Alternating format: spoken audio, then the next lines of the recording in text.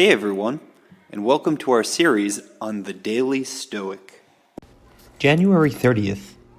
You don't have to stay on top of everything. Epictetus says, if you wish to improve, be content to appear clueless or stupid in extraneous matters. Don't wish to seem knowledgeable. And if some regard you as important, distrust yourself. This saying immediately made me think of some advice that I once got. It said that if you're the smartest person in the room, you're in the wrong room. One of the most powerful things you can do as a human being in our hyper-connected 24/7 media world is say, I don't know. Or more provocatively, I don't care.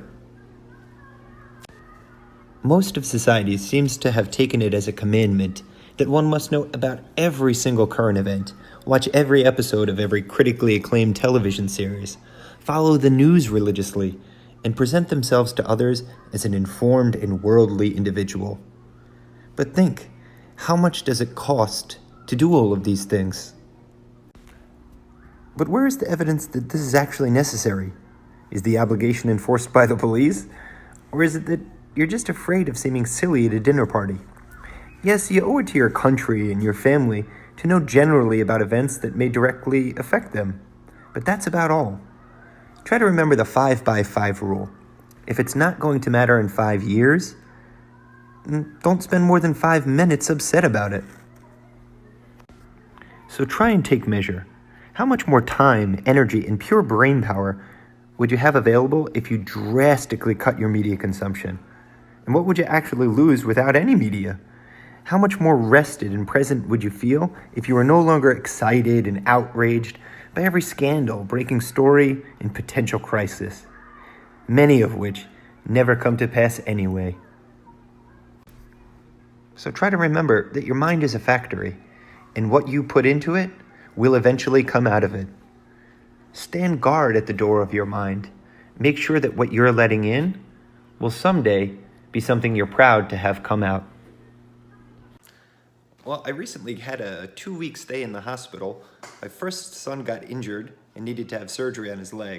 And then my second son had pneumonia. And during those 2 weeks, I was pretty much cut off from the outside world. While one was in the hospital, I was taking care of the other. And when they switched, vice versa. So for those 2 weeks, I was pretty much unplugged and disconnected from social media, from television, from the interactions with my coworkers, right? I had a singular focus on my mind. I had my mind on what really mattered. And when I came back to the real world, to whatever I thought I was missing out on, I found that life just kept going without me.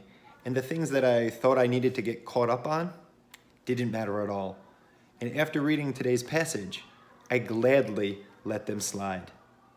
You should try and do the same with something that you care about, something that you follow religiously. Give it a week off and see that when you come back, it'll still be there waiting for you. You didn't have to consume it every day. You didn't have to keep up with every storyline.